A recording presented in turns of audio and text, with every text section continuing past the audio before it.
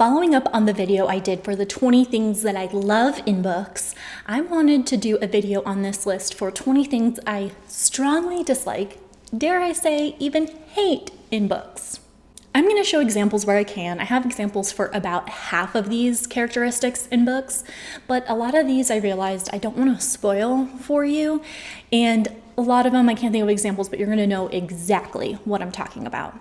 I want to hear from you down below in the comments. How many of these do we have in common, and how many of them do we extremely disagree on? Because we all have different reading tastes, different experiences with different books, so I know you're not going to agree with me 100%, but maybe you can at least see where I'm coming from.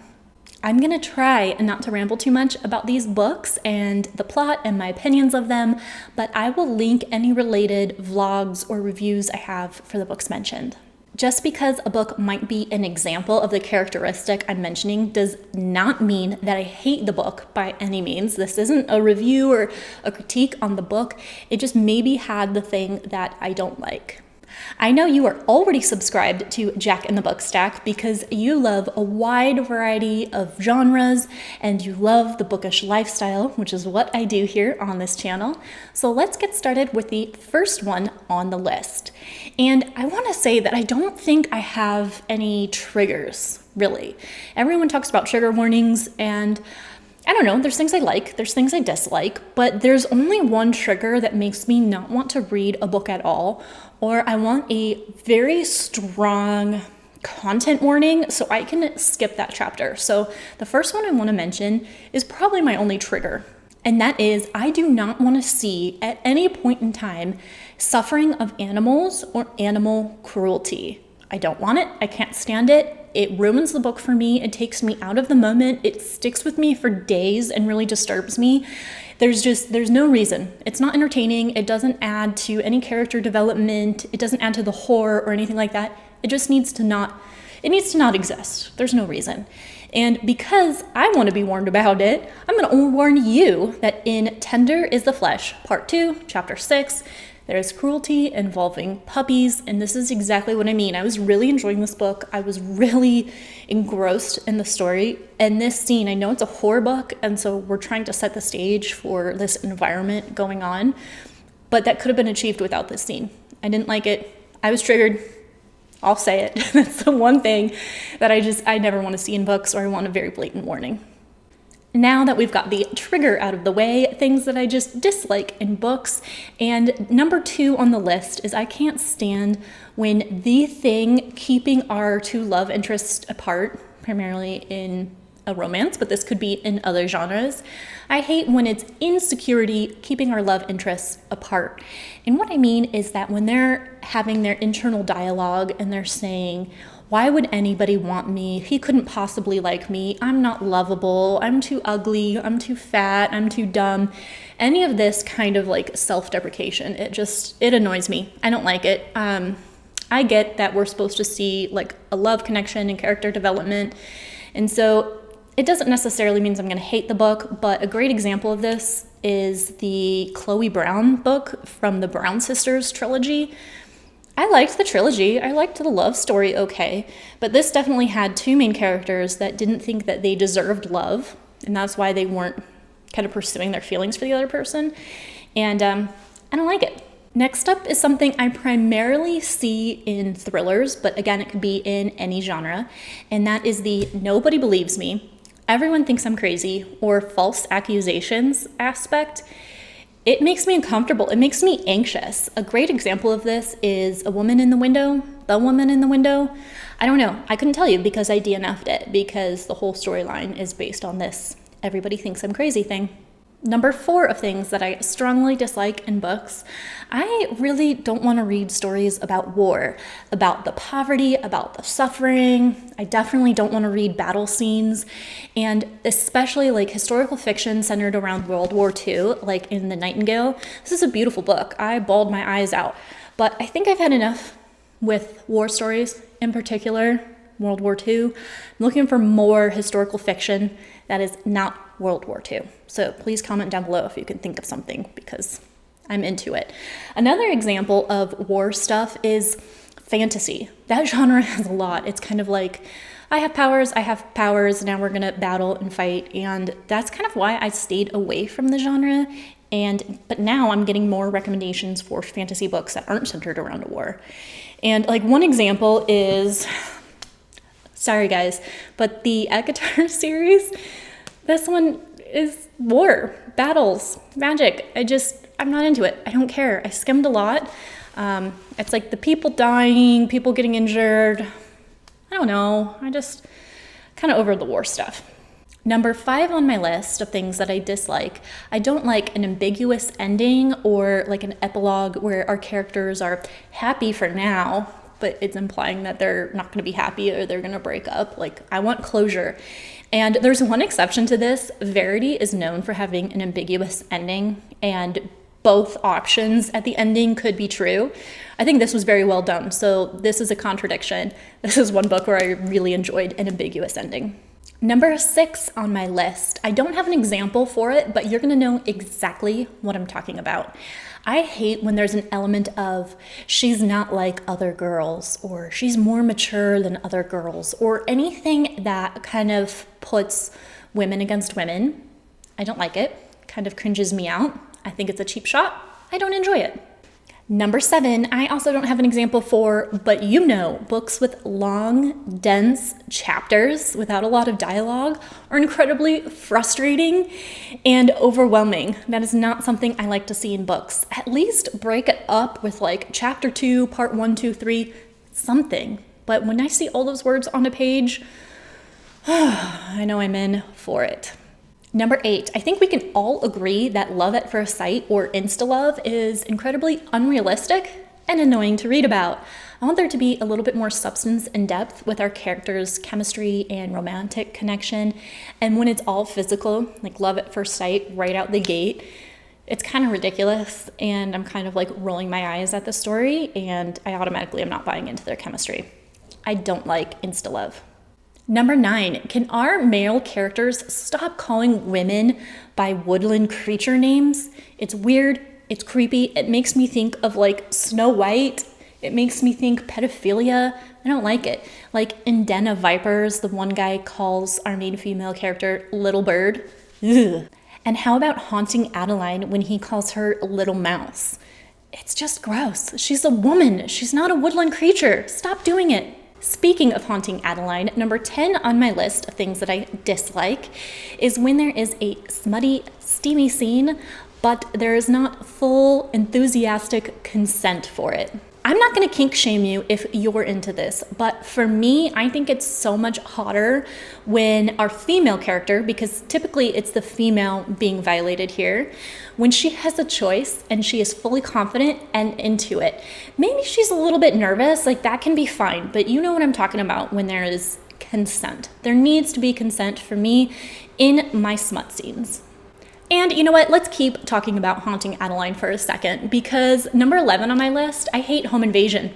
I don't like it. It's honestly like one of my greatest fears, and I know I like the horror genre, but this is like too close to home. I don't like home invasion. Haunting Adeline has it, so that was another reason I didn't enjoy that book. I know we're not reviewing books right now, but I mean, this one has like so many elements of things that I dislike from this list that you gotta know. This book was not appreciated by me.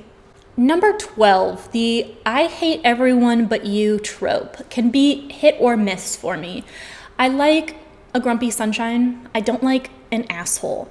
And in the Dreamland Billionaire series, like Terms and Conditions, I did not like our male characters because they were just assholes. They were mean. They were mean to their employees, and then they're like nice to their love interest. And then I kind of feel that that love interest enables this asshole to be an abusive person to everyone else because they love them, or that's the way they are, and at least they treat me good. I just think it's horrible enablement, and I don't want to read about someone who is cruel to other people. Unless it's like a mafia romance, okay? I mean, he can be cruel all he wants because he's a violent killer, okay? That's a different topic. But you know what I mean. Like, you don't need to degrade other people and then just be nice to your significant other. You can't be like that. I'm not rooting for you to find love when you're a jerk. Number 13, I do not like when the publishers put the movie adaptation on the cover.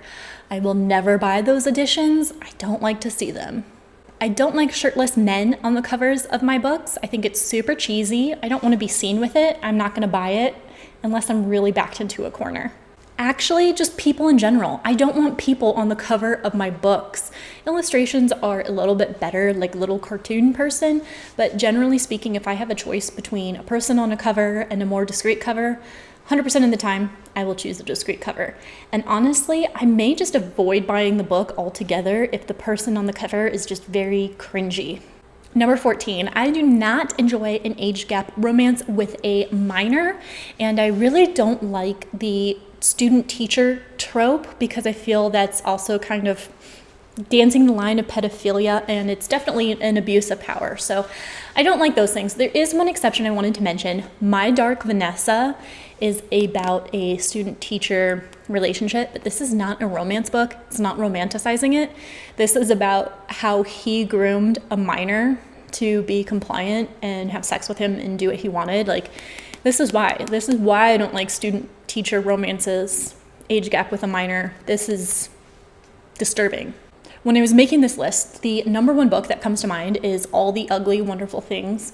I don't know why this book gets so much praise and people think it's so beautiful. I think that it really sucked because I think both characters were just looking for family, and I don't know why we can't have a platonic friendship between a male and a female with an age gap, completely platonic, where they're just family. Like, why does it have to become a romantic thing? This was gross. This was disgusting. It's not the number of years between them. It's the fact that she was so young when they started their friendship relationship thing, and gross, totally manipulated. I think she was looking for a father figure for a family, and she just related that to like a romantic relationship, and I hated this book. Number 15, I have examples for you, but this would absolutely spoil, so I'm not going to give you my examples, but I hate when a character dies and then they're brought back to life. I feel like that's just lazy. I feel like the author had writer's block, and so she just decides to kill someone to make you feel something, but then bring them back so she can keep the plot moving. I just think it's lazy.